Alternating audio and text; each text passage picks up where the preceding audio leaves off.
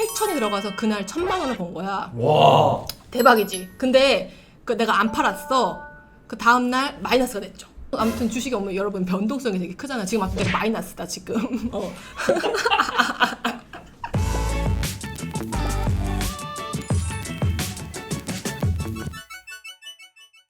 안녕하세요. 이혼 전문 박은주 변호사입니다. 오늘은요, 재산분할 대상 되는 것 중에서 조금 약간 특이한 거 알아볼게요. 하나는 비상장 주식이고요. 또 하나는 영업권, 권리금 뭐 이런 게 있거든요. 이런 것도 다 재산분할 대상에 포함될 것인지 어떻게 책정하는지에 대해서 살펴볼게요. 재산분할 대상 중에서 우리가 주식은 당연히 재산분할 대상이 된다고 했죠. 보통 주식이라고 얘기할 때 상장 주식을 얘기해요. 여러분 주식 뭐 갖고 있어요? 내가 요즘에 최근에 HMM을 샀거든. 8천이 들어가서 그날 1,000만 원을 번 거야. 와. 대박이지. 근데 그 내가 안 팔았어. 그 다음날 마이너스가 됐죠. 아무튼 주식이 오면 여러분 변동성이 되게 크잖아. 지금 아무튼 내가 마이너스다 지금. 내가 또 얘기 이거 해도 되니? 뚠뚠해서 내가 지금 왕테크로 이제 유명해졌는데 또 이렇게 얘기를 해버렸네. 주식이 변동성이 크잖아요, 여러분. 그래서 상대방이 갖고 있는 상장 주식 같은 경우에는 어떻게 됐어? 재산분할 대상이 당연히 포함되는데 언제자를 기준으로 한다?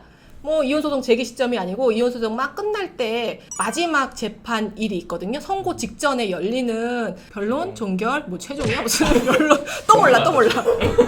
변론 종결일이라고 하는데 그 변론 종결일 날에 한국거래소의 그 종가를 기준으로 하거든요. 이거는 뭐 명확하죠. 그런데 그 배우자가 회사를 하나 운영하고 있어.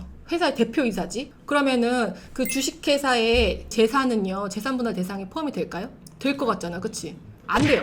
하나의 사업체는요, 하나의 법인격으로 보고 본인 배우자랑은 아예 다른 존재로 보기 때문에 회사가 가지고 있는 부동산이라던가 채권이라던가 뭐 아니면은 통장에 있는 잔고라던가 이런 거는 기본적으로 재산분할 대상에 포함되지가 않아요. 그럼 되게 억울한 경우가 많이 생길 수가 있겠죠. 그러면은 두 번째로 생각할 수 있는 게 배우자가 그 회사의 1인주주로서 100% 주식을 가지고 있다고 하면은 그 주식의 가치를 재산분할 대상으로 포함시킬 수는 있겠다. 근데 문제가 뭐냐면 그 주식의 가치를 어떻게 평가하느냐. 실질적으로 거래가 있었다고 하면은 그 거래 시세를 반영하면 될 것이고, 거래가 없었다고 하면은 주식의 가치를 산정하는 감정 절차를 거쳐야 돼요. 법원을 통해서. 그 법인의 자산이 있고 플러스 재산이라고 할 수 있는 것들이 있고, 그 다음에 부채라고 할 수 있는 마이너스 재산들이 있잖아요. 플러스 재산에서 마이너스 재산을 뺀 공제한 실질적으로 순 가치를 평가합니다. 순자산 평가액이라고 하죠. 그거를 순자산을 평가를 한 다음에 그거를 발행 주식수로 나눠. 그럼 어떻게 돼요? 한 주가 가지고 있는 주식의 가치가 되겠죠. 그러면은 그거를 곱하기 배우자가 가지고 있는 주식수로 해요. 그게 실질적으로 재산 가치가 되는 건데, 많은 경우에 빵이 되는 경우가 많아요. 그럼 자본보다 부채가 많아가지고 마이너스가 되는. 맞아요. 그럼 빵이 되죠. 아니면 딱 보니까 원체 다 마이너스야. 그냥 항상 적자였어. 그러면 뭐 그런 감정평가는 특별히 거칠 필요는 없겠죠. 비상장 주식은 그렇다. 그 마이너스를 이길 수는 없어요. 그래서 그게 문제가 될 수 있어. 맞아요. 그것도 마이너스가 있으니까 사실은 채무도 나눌 수 있잖아요. 근데 회사의 빚 자체는 회사의 플러스 재산과 똑같이 재산분할 대상 기본적으로 포함이 안 돼. 그래서 회사가 결국 순 가치가 마이너스로 나왔어. 그러면은 그걸 빵이라고 보여야지 마이너스로 볼 수는 없을 것 같아요. 그냥 빵이라고 봐서 회사와 관련된 재산은 없는 걸로 본다. 주주로서의 갖는 어떤 가치는 0이라고 본다. 라고 하는 거게 맞겠죠. 그 다음에 또 하나는 이제 가게를 운영을 해, 가게를. 배우자랑 이제 나랑 우리가 열심히 떡집을 20년 동안 열심히 운영해가지고 굉장히 유명한 떡집이 됐어요. 근데 이제 이혼을 할 건데 떡집은 여전히 상대방이 운영을 하게 될 거야. 나는 이제 나왔거든. 이랬을 때 사업체와 관련된 영업권이라고 하는 것이 재산분할 대상에 포함이 될까? 이런 문제가 있을 수 있죠.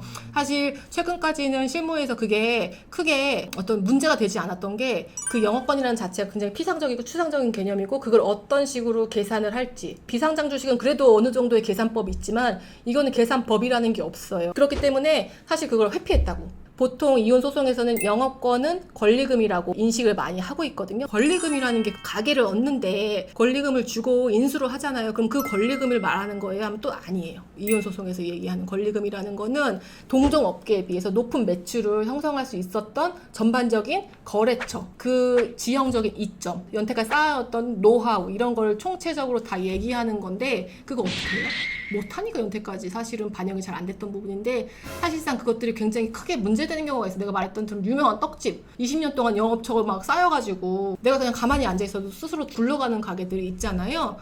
그런 가게들 영업권 굉장히 중요하다고요. 그럴 때는 사실상 실제로는 영업권에 대한 감정평가를 들어가요. 마치 비상장 주식에 대해서 가치를 평가하는 것처럼 영업권에 관해서도 가치를 평가하는 감정평가가 들어갈 수 있다. 근데 사실상 그렇게 되면은 조금 우리가 생각하는 것보다 적게 나오기는 해요. 그래도 그런 것들이 아예 불가능한 건 아니고 감정평가를 해서 상대방의 재산으로 포함시킬 수 있다. 요즘에 그 문제되죠. 그거 뭐지? 문제되잖아. 남산 돈가스. 거기가 되게 잘 됐죠. 되게 잘 됐는데 건물주가 임차인을 쫓아내고 자기가 마치 원래 원조인 것처럼 거기서 장사를 한 거 아니야? 아 진짜요? 거기에 그 신뢰도나 그 유명도나 그런 게 몇십 년 동안 쌓여서 자연스럽게 장사가 잘 되는 거잖아요. 그런 느낌인 거예요. 그 정도로 영업권이나 그런 건 중요하다는 거죠, 여러분. 그래서 오늘은 좀 특이한 재산으로 배우자의 비상장 주식과 배우자가 운영하는 영업권이 재산분할 대상에 포함될 수 있느냐, 포함될 수 있다. 이 감정을 거쳐야 되는 조금 까다로운 면이 있다. 그래도 그게 가치가 크면 당연히 해야 되는 거 아니겠습니까? 네. 오늘 영상이 유익하셨다면요. 구독과 좋아요 눌러주세요. 안녕.